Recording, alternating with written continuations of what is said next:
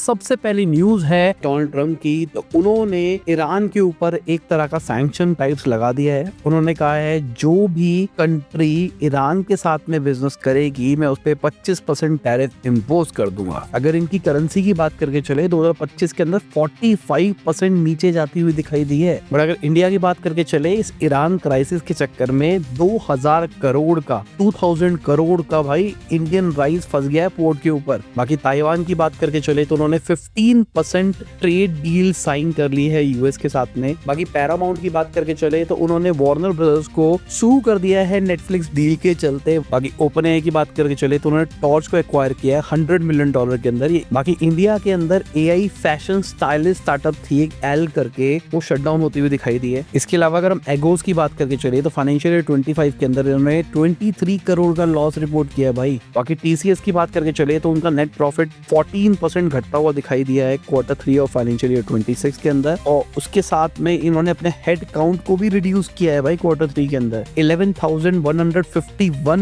लोगों को निकाला गया है। बाकी शैडोफैक्स की बात करके चले तो उनका आईपीओ अगले हफ्ते ओपन होता हुआ दिखाई देगा। 7400 करोड़ की वैल्यूएशन के ऊपर ये आईपीओ आने वाला है। बाकी मीशो की बात करके चले वो अपनी खुद की लॉजिस्टिक सब्सिडरी खोलने वाले। बाकी स्विगी, ब्लिंकिट, जेप्टो की बात करके चले तो उन्होंने 10 मिनट की जो डिलीवरी की डेडलाइन थी उसको हटा दिया है। बाकी फिजिक्स वाला की बात करके चले तो उनका प्लान है हर साल 70 ऑफलाइन सेंटर्स खोलने हैं भाई उनको। इसके अलावा अगर डीजल की बात करके चले जो कि 10 मिनट ब्यूटी स्टार्टअप है, उन्होंने $3.2 मिलियन रेज करे हैं भाई। बाकी ओवरऑल बात करके चले अगर मैं इंस्टेंट हाउस हेल्प सर्विस की बात करके चलूं तो दिसंबर के महीने के अंदर 14 लाख ऑर्डर्स के आसपास देखने को मिले भाई। बाकी गवर्नमेंट की बात करके चले तो उन्होंने सेल्फीज और जियो ट्रैकिंग क्रिप्टो ट्रांजेक्शन के लिए मैंडेटरी कर दी है। बाकी ब्लूमबर्ग की बात करके चले तो उन्होंने इंडियन बॉन्ड्स को डिले कर दिया है अपने ग्लोबल इंडेक्स फंड में डालने के लिए। बाकी सिल्वर की बात करके चले तो भाई वो सेकंड मोस्ट वैल्यूएबल एसेट बन गई है, गोल्ड के बाद अब सिल्वर आ गया। बाकी इंडिया के रिटेल इन्फ्लेशन की बात करके चलूं तो 3 महीने हाई जाता हुआ दिखाई दिया है, 1.33% पे पहुंच गया है।